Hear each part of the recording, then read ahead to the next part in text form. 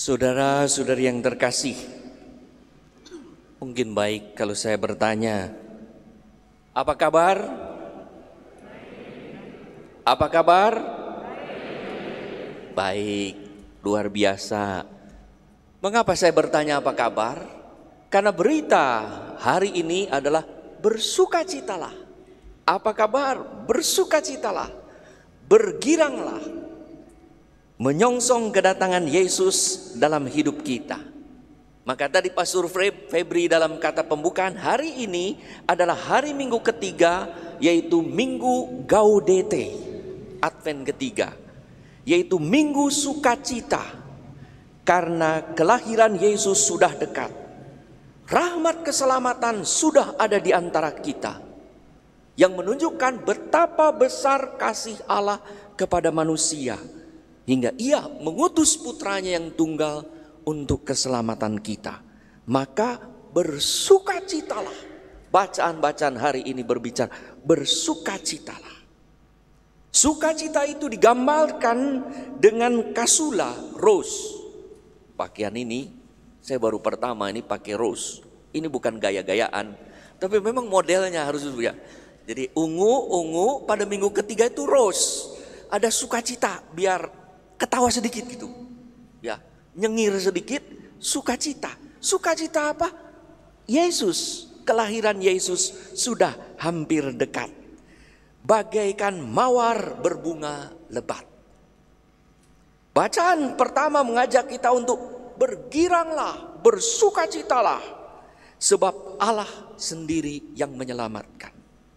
Maka dikatakan pada waktu itu mata orang-orang buta akan dicelikan, telinga orang-orang tuli akan dibuka, dan waktu itu orang lumpuh akan melompat seperti rusa, dan mulut orang bisu akan bersorak-sorai. Sebab mata air memancar di padang gurun dan sungai di padang belantara. Semoga suasana sukacita ini ada di tengah kita. Bukan sekedar upacara, tetapi menjadi kenyataan karena betul Tuhan ada di antara kita. Bagaimana dengan kenyataan kita pada hari ini? Apakah bersukacita? Sayang, masih ada bencana alam seperti gempa bumi yang dialami di Cianjur. Berapa banyak orang yang meninggal, sakit dan kehilangan tempat. Akan tetapi di balik itu berapa banyak orang yang tergerak hatinya mengulurkan bantuan, hingga pengalaman bencana bagi sebagian orang juga pengalaman berjumpa disentuh oleh Tuhan yang Maha Baik. Berapa banyak saudara kita, sahabat dan kerabat yang sakit menderita COVID dan akhirnya meninggal. Yang COVID bagi kita adalah kutuk, tetapi juga bagi sebagian orang adalah rahmat yang menyadarkan betapa kesehatan yang diberikan oleh Allah itu sangat berharga, dan betapa hidup manusia itu harus dihargai, dijaga dan dibela. Saudara-saudari yang terkasih, bagaimana keadaan kita hari ini? Adakah kesulitan, kesusahan, persoalan di rumah, di dalam pergaulan, di sekolah, di tempat kerja, bahkan di gereja? Melalui bacaan hari ini, kita disadarkan bahwa Allah tidak meninggalkan kita.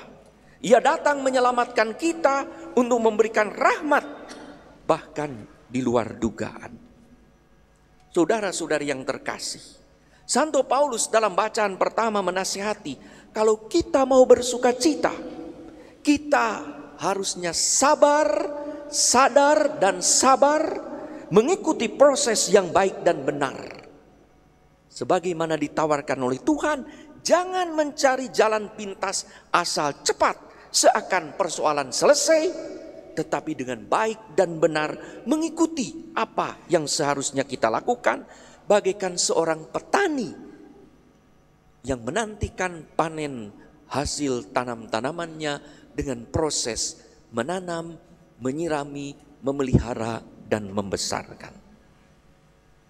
Saudara-saudari yang terkasih, Yohanes pun sabar dan sadar bagaimana mempersiapkan kedatangan Mesias, sehingga penyelamat yang dijanjikan Allah itu terwujud di dalam diri Yesus.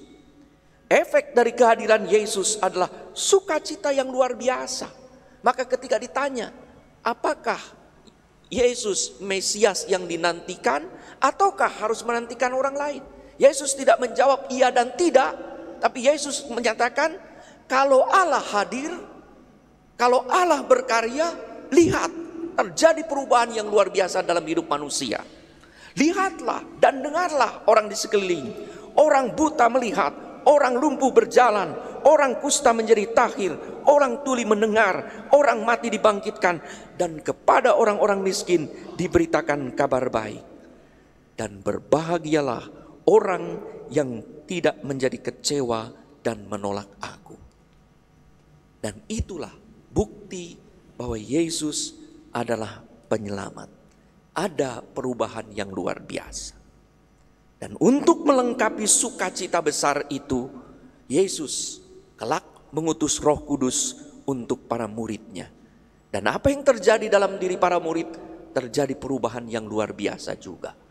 Dari mereka yang biasa, kemanusiaannya lebih menonjol, suka berdebat, suka mengeluh, suka bertengkar, menjadi orang yang berani karena dicurahi oleh Roh Kudus. Saudara-saudari yang terkasih, Roh Kudus ini kita terima sewaktu kita dibaptis, di mana kita diubah menjadi anak Allah, bukan dengan upacara, tetapi dengan rahmat yang luar biasa. Dan setelah itu Roh Kudus tersebut dikuatkan lewat pengurapan yang hari ini 129 dari saudara-saudari akan menerima sakramen penguatan. Roh Kudus itu dikuatkan dengan pemberian pengurapan minyak krisma, terimalah tanda karunia Roh Kudus. Ini sekali lagi bukan sekedar upacara, tetapi memberi daya yang luar biasa, terutama ketika mereka percaya, kita percaya. Kini orang yang dibaptis bukan menjadi orang Kristen, orang Katolik biasa, tetapi orang yang dewasa, yang siap untuk diutus. Maka disimbolkannya dengan luar biasa. Terimalah tanda karunia Roh Kudus. Setelah itu, damai Kristus. Maka biasanya damai Kristus itu bagikan tentara yang diutus. Terimalah, saya tidak melakukan begini, saya begini. Kenapa saya tidak begini? Sewaktu saya menjadi uskup baru ditunjuk, senior saya berkata, cerita di luar pulau. Mereka, Bapak Uskup ini sekarang sudah pensiun, kadang-kadang sampai 1000 orang penguatan. Dan terimalah tanda karunia Kristus, ya, tanda karunia Roh Kudus, damai Kristus. Terima kasih Bapak Uskup. Ditempeleng terima kasih. Kenapa? Ini utusan, bukan ditempeleng. Ya, digampar, ini diutus. Terimalah tanda karunia Roh Kudus, damai Kristus. Terima kasih Bapak Uskup. Terima kasih Bapak. Bayangkan 1000. Gerakannya kayak apa? Kecepatannya seperti apa? Kekerasannya seperti apa? Tergantung dosa saudara-saudari. Tak, gitu ya. Saya tidak melakukannya. Saya selalu begini karena Bapak Uskup ini bercerita kepada saya secara langsung. Dia bilang pernah kejadian, terimalah tanda karunia Roh Kudus, damai Kristus. Yang di ini tidak terima kasih, melotot. Bapak Uskup heran, rupanya sadar terlalu keras. Dan yang ditepuk itu udah sepuh. Yang berikutnya adalah gigi palsunya keluar. Maka saudara-saudara, supaya tidak terjadi sesuatu, saya tepuk sama saja, terimalah tanda karunia Roh Kudus betulan, ya, bukan main-main. Damai Kristus, saudara sekarang diutus menjadi prajurit Kristus untuk melawan kekuatan iblis, berbagai kejahatan. Maka kalau terjadi perubahan yang luar biasa dalam diri saudara, jangan heran. Ini bukan upacara, ini rahmat yang mengubah seseorang. Bayangkan saja, seorang dibaptis menjadi anak Allah. Ya, lalu krisma nanti saudara alami. Seorang frater, ya, frater ada hosti diberkati dengan anggur tidak jadi apa-apa. Tapi seorang frater setelah saya tumpangi tangan menjadi imam, roti diberkati, tubuh dan darah Kristus nyata. Dan itu terjadi.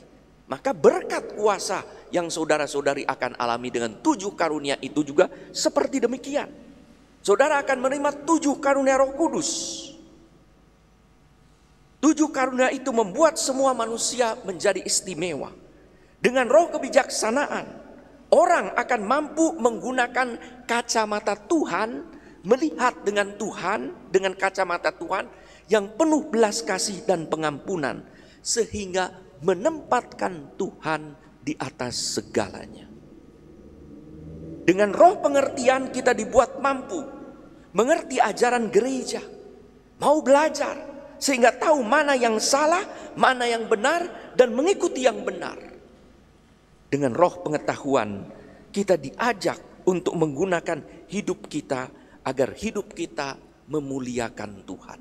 Luar biasa karunia ini. Dan dengan roh ibadat kita digerakkan untuk selalu berdoa penuh bakti. Maka jangan heran kalau saudara setelah menerima sakramen penguatan ada gerakan untuk berdoa, ingin berdoa. Jangan lewatkan. Mungkin hanya 1 menit, tidak apa-apa. Mungkin 2 menit, mungkin 3 menit, mungkin 4 menit, mungkin 5 menit. Sekali keinginan gerakan untuk berdoa karena roh ibadat ini saudara tutup, habis saudara. Efeknya tidak terasa. Maka jangan pernah ditolak efek dari karunia Roh Kudus yang ada dalam diri saudara.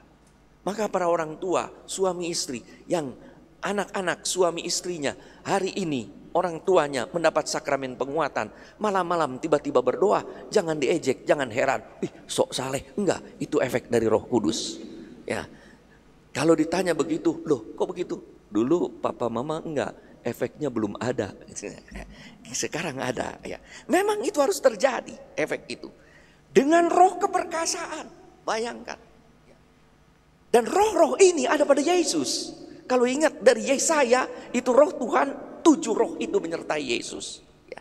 Dan roh keperkasaan, roh yang menjadikan orang berani percaya diri sebagai pribadi yang berani bertindak baik, benar dan kudus, sehingga tidak takut diomongi oleh orang, tidak takut dijelek-jelekan oleh orang, tidak takut dibullying, tidak takut mengalami ketidakadilan, berani berkata benar, berani berkata baik, berani berkata jujur, berani menjalankan nilai-nilai Injil, bahkan bagaikan seorang muda yang berani memanggul salib.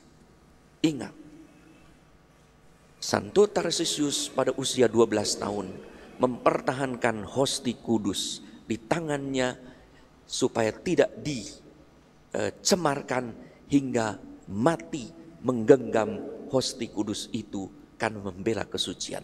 Siapa yang berada di balik kekuatan itu kalau bukan Roh Kudus? Dengan roh penasehat kita mampu mengetahui kehendak Allah dan mengikuti nasihatnya. Dengan roh takut akan Allah kita dibuat kudus oleh Tuhan hingga kita takut berbuat dosa.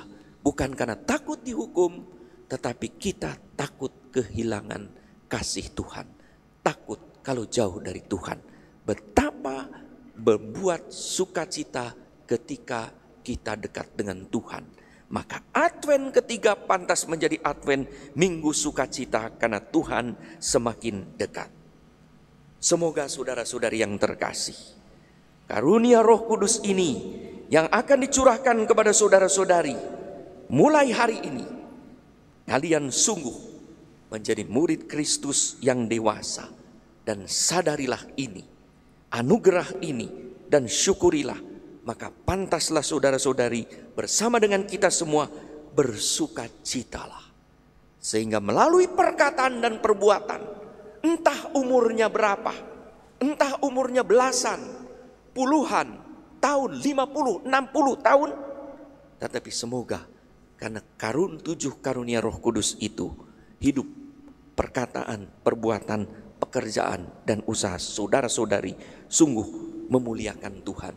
Dan hidup saudara menjadi berkat bagi banyak orang.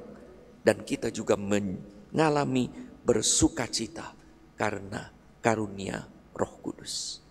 Mari kita lanjutkan dengan upacara sakramen penguatan.